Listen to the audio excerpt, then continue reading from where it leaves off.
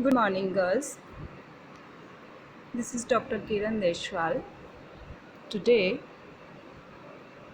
I will teach you the story Under the Banyan Tree, composed by R.K. Narayan. This video lecture is in continuation with the previous videos which I have shared on WhatsApp group and YouTube link. So, let me sum up in brief what we read in our previous videos. In this story, we have a storyteller, Nambi, who tells gripping stories to the villagers. It is a story of village Somal, though the village is backward, but the people live under a spell or enchantment which is created by the storyteller Nambi. He creates his own world of stories. His imagination is wild. He concocts beautiful stories and narrate them to for 10 days. So it was story building on an epic scale. The stories were very large. The first day barely conveyed the setting of the tale, and Nami's audience as yet had no idea who were coming into this story. In every story, we have a beginning, a middle, and climax. So, in Nami's stories also, at the first day, it was just an outline. Day after day, when he creates it on a large scale, characters came in and go. As the moon slipped behind the trees of Mampi forest, Nambi said, "Now, friends, mother says, this will do for the day." This is how he used to end his stories. He abruptly rose, went in, lay down, and fell asleep long before the babble of the crowd ceased. We know that he is very moody in his actions, so he does what he likes. No one can stop him, no one can suggest him, no one can order him. So, whenever he would like to tell a story, he used to lit a lamp in the banyan tree and villagers gathered there. He narrates this story, and when he ends it, he rose, went in, and lay down and fell asleep before the babble of the crowd ceased. The light in the niche would again be seen 2 or 3 days later when the next episode of the story was ready, and again throughout the bright whole of the month. He used to narrate his stories on the bright half of the month. In his stories,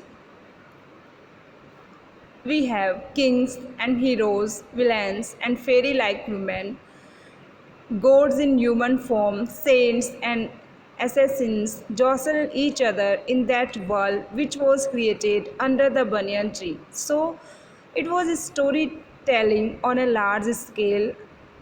The banyan tree became the clubhouse or the theatre where Nambi narrated his stories. So, there were kings, heroes, villains, fairy like women, gods in human form, saints, and they jostle each other in that world which is created by Nambi with his imagination. Nambi's voice fell and rose in an exquisite rhythm, and the moonlight and the hour completed the magic. So, it was an amalgamation of so many things. The environment was favorable, the time was favorable, moonlit night, it enhanced the magic of this story. So the rhythm, the rising and fall, the rising and fall of his voice with the rhythm, it created a magic. The moonlight, the night hour, it completed the magic.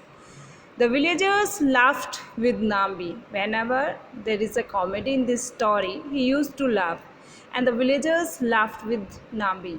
He was a great narrator, he was unique in narrating his tales, he was an actor, he was an artist.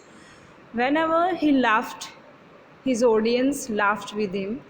They wept with him. The way he narrates anything, whether it is comedy or tragedy, it affected the people. They adored the heroes, cursed the villains, groaned when the conspirator had his initial success, and they sent up to the gods as a heartfelt prayer for a happy ending. Whenever there was an happy ending for any story, villagers used to offer thanks to the goddess.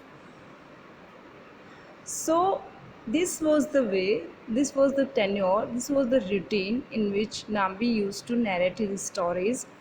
On the day when the story ended, the whole gathering went into the sanctum and prostrated before the goddess. So, this is how they offered thanks to the goddess for a happy ending.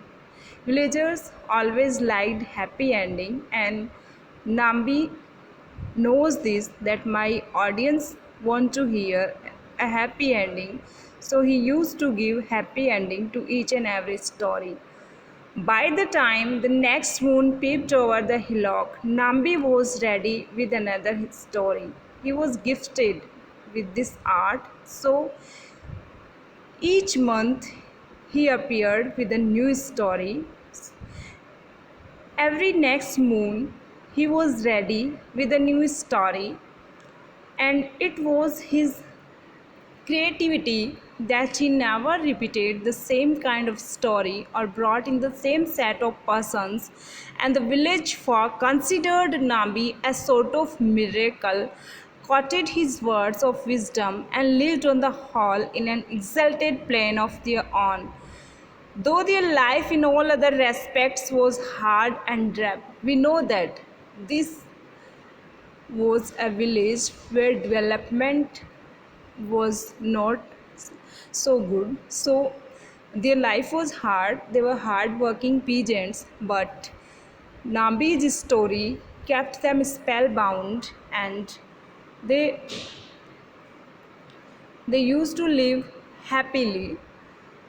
Nambi never repeated the same story. That's why they considered him a miracle, and his words became the words of wisdom for the villagers. And yet it had gone for years and years. This routine was continued for years. This these storytelling sessions lasted for many years. One moon he lit the lamp in the tree. The audience came. The old man took his seat and began the story. It was his usual practice to narrate a story. He used to indicate the villagers by lighting a lamp in the banyan tree, and his audience gathered. So one day, what happens? He lights the lamp, the audience came, the old man took his seat and began the story. These are the words, these are the sentences from his story. When King Vikramaditya lived, his minister was. After saying this sentence, he paused. He could not get beyond it. He made a fresh beginning. He choked in between. So he made a fresh beginning.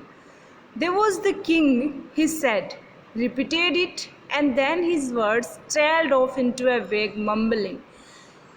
He saw that why words are failing, why I am unable to utter the words. What has come over me? What has happened with me? He was perplexed. He asked pathetically, "Oh, mother, great mother, why do I stumble and falter?" We know that Nami is a great devotee of the goddess Shakti, so he prays to God, "Oh, mother, great mother, why do I stumble and falter? I know the story," though he has the story in his mind, but his tongue halted, his tongue stopped. I had the whole of it a moment ago. What was it about? I can't understand what has happened. He faltered and looked so miserable that his audience were kind. They said, "Take your own time. You are perhaps tired." So we know that he is moody. He said, "Shut up," he cried. "Am I tired? Wait a moment. I will tell you the story presently." He was a man of willpower. He was a determined man. Following this, there was utter silence. Eager faces looked up at him. So he replied again, "Don't look at me." He flared up. He became annoyed. Somebody gave him a tumbler of milk. After having the milk, the audience waited patiently. This was a new experience because this never happened with Nambi. Some persons expressed their sympathy aloud. Some persons expressed their sympathy Some persons begin to talk among themselves. Those who sat in the outrace of the crowd silently slipped away. So this was these were the accents of the audiences. Some of them expressed their sympathy, some of them remained silent, some of them silently left the place. Gradually, as it neared midnight, others followed this example. They couldn't wait any longer and went. Nambi sat staring at the ground. He was sad, he was miserable, he was he was unable to understand what is happening. His head bowed in thought. He was contemplating on his situation. For the first time, he realized that he was old.